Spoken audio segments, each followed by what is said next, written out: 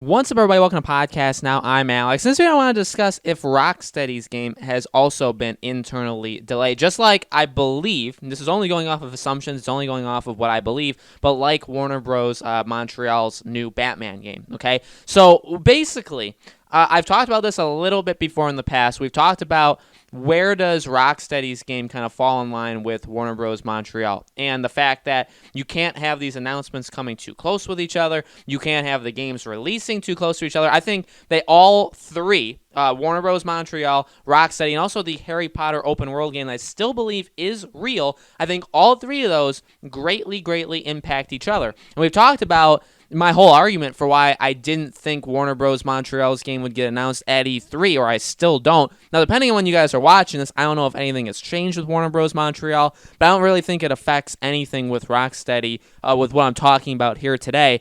I think that the game is still going to be announced before E3. Okay, and I think that because I still think E3 is Rocksteady's turn. Warner Bros. Will come out. Maybe they'll have their own show, their own presentation, and they'll announce whatever Rocksteady is working on, whether it's a Justice League game, whether it's a Superman game, whatever it happens to be. I think that is at E3, and I think that gives you enough time that you can have Warner Bros. Montreal go first, announce their game, have people be excited for it, and then you can even use it as a building method where you build even more, excitement for really what's coming from Warner Bros. In general, because they can say, hey, we have a new Arkham game, and then also we have like a Justice League game too, which is, that's a building block, right? They could also announce maybe a new Shadow of whatever game, like a Middle Earth game. There'll be other games in general. I'm very excited to see what they actually do. But the question is, we know what I think we know, and I'm going to go off of that. I think we know what Warner Bros. Montreal's original plan was. I think all of us are kind of under the assumption, at least those in the know or those that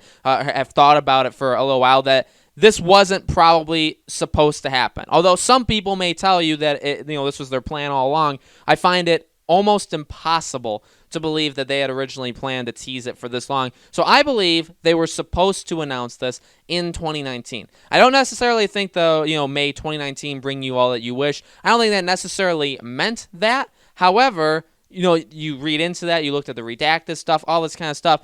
2019 probably should have been the year, especially towards the end of the year, that this was announced. I think it's been pushed. I think it's been pushed across gen, where it's going to come on PS4, PS5, Xbox One, Xbox Series X, all that kind of stuff. But what does that mean for Rocksteady? Well, the whole delay thing that I'm talking about with Rocksteady, it's actually two different things, and one of them isn't even a delay. One of them is, it's very possible, actually, that Rocksteady's game has been delayed as well. You look at them, and you think, all right, I get that it's probably ambitious. I get that it's big. I get that it's probably the biggest game they've ever created. I get that Arkham Knight was a massive game too. And even if you look at Arkham City to Arkham Knight, they needed more time. It was actually only supposed to be 3 years in between. It was 4 years in between, because remember, it was delayed a full year. So it took them a while to make Arkham Knight. And then you look at, this upcoming year, this E3, this June period, will be 5 years since we got Arkham Knight. That's a big deal. That's a lot of stuff. And there were DLCs for it, but in terms of actually story DLC, the Batwoman DLC, or the Batgirl DLC, was done by Warner Bros. Montreal, so it wasn't even Rocksteady that did that. So they've been working on their new game for a very, very long time, and I get that 5-year development cycles, 6-year development cycles, they're not extremely unheard of. Rockstar tends to do that.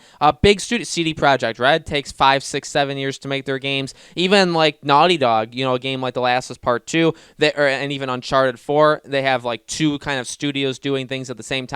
It takes a while. It takes 4, 5, 6 years to make these games. So I get that it does take a lot of time, but even if you look at some of those examples, they've all been pushed. You look at CD Projekt Red with Cyberpunk, that's gotten pushed. You look at The Last of Us Part 2, that's gotten pushed. It wasn't supposed to come out late May. So even those games have been pushed longer than what they were supposed to be. Now, those are in the public eye. Those are from what we've seen.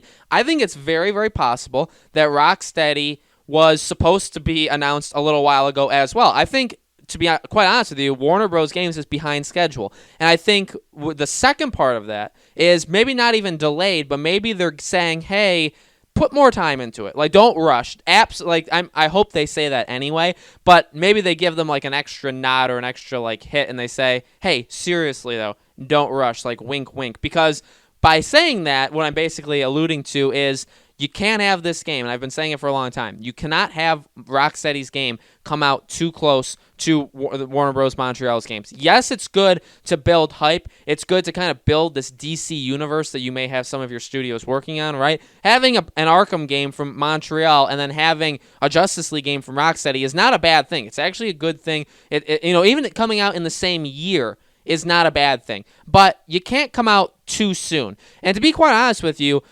truly, I had expected the new Arkham game to have come out by like the first half of this year. I think for the longest time, a lot of people kind of assumed first half of 2020 is when they think it's happening. I think it's been pushed. I think we're looking at a August through November period, or even maybe an early 2021 period. Now, how does that affect Rocksteady? Well, if that game's been delayed too, kind of internally, it doesn't really affect it. Maybe that game comes out like in the fall of 2021, and maybe that's because it's been delayed, or also because, again, maybe that's just the way Rocksteady's doing it and the way Warner Bros. Has kind of said it. It's like, hey, Warner Bros. Montreal is taking their sweet time, and we can't have these, because you really can't. I truly believe you cannot have two of these games come out in very, very close proximity with each other. You can't have these games come out, I'd say, more or less than 3 months between each other. So I think if one game comes out, the next game has to come out over 3 months after it. I truly do believe that. And it definitely is in a weird situation, right? Because they're both kind of in that spot where you expect both to be announced and both to be released, right? And we have kind of dates where you'd expect. And going along with what I thought for Warner Bros. Montreal, I thought that game, again, was going to be like the first half of 2020. I saw Rocksteady's game as like a first half 2021 kind of game. I truly did think that.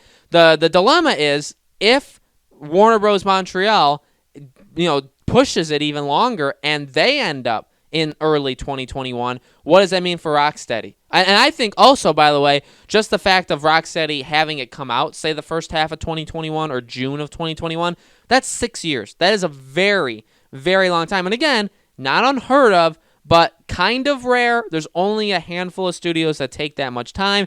And even in that handful, there's even less that was the plan all along, right? Again, a lot of them maybe had planned 4 years, and they got and because of delays along the way, kind of got pushed. So I do not think that was the plan, and it's a tough situation where, again, like Warner Bros. As the publisher, as the owner, as the organizer, all this stuff, is probably looking at it and being like, everything's off. All of these things, because I don't want them to be pressuring studios, and I don't necessarily think they do, but every publisher or every company like that has a vision, has timetables, has like an area of like, well, we think, because they have to they have money that they need to make, right? Just financially, they need to make money. So if they're looking at their games division and they're looking at each year, and they're always looking at each year, they got to think, okay, well, hopefully we can slot this and this into this section and then this into that.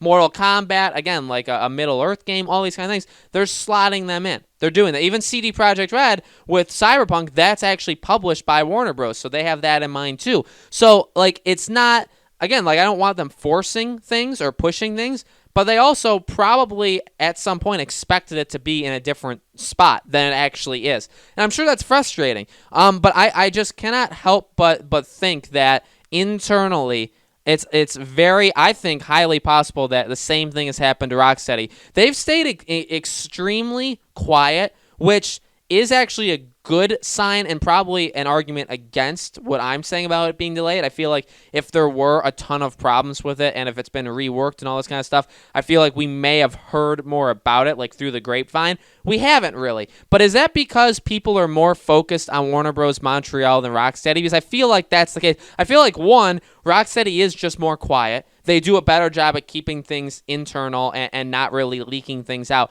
But secondly, we're all so focused on Warner Bros. Montreal, and because just through time period, that should happen first, right? That should arrive to us first, that we've kind of neglected, in a way, it may be in a good way for them, we've neglected Rocksteady and being like, hey, It's been a long time. I think people know that it's been a long time, but I don't really think a lot of people are pressuring. And again, not to say that pressuring them is going to do anything, but people aren't really, I think, looking into it. I think there could honestly be stories in Rocksteady that not a lot of people are talking about or nobody's talking about, mainly because, one, again, they stay silent better, and two, because we're so focused on Warner Bros. Montreal. But it's interesting. I mean, I have talked about it for a while. These two game releases are heavily, I think, in my opinion, heavily linked with each other. I think they cannot go, announcement-wise, they can't go too close to each other. Release-wise, they cannot go too close to each other. And I think they know that. And it's very interesting what's going on with Rocksteady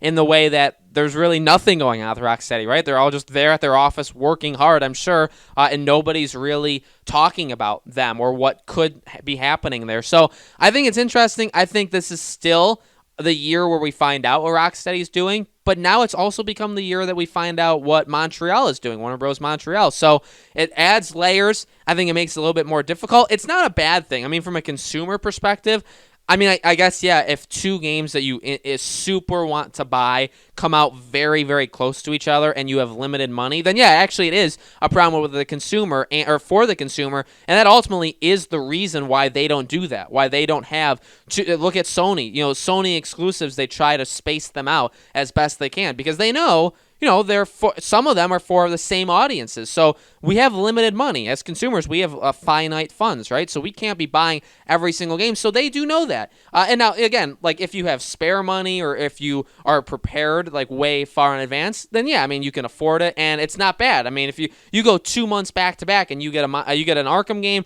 and then you get a Justice League game literally 1 month after the next, I mean, that's an awesome problem, quote unquote, to have, right? As long as you can afford it. But again, that all goes into the ways of thinking as well. So I think this is the year we find out both. It's just I wonder how they're going to do. I wonder how they're going to space the announcement and releases of these out. And I also wonder if eventually we find out, yeah, Rocksteady's game was actually delayed quite a bit. It was supposed to come out a little while ago, but here's when it is coming out instead. So guys, let me know in the comments below. What do you think? Do you think Rocksteady's game has also been internally delayed? Do you think they're right on pace? When do you think these games are releasing? All that stuff, let me know in the comments below. Thank you guys so much for watching. I greatly appreciate it, and I hope to see you all on the next video.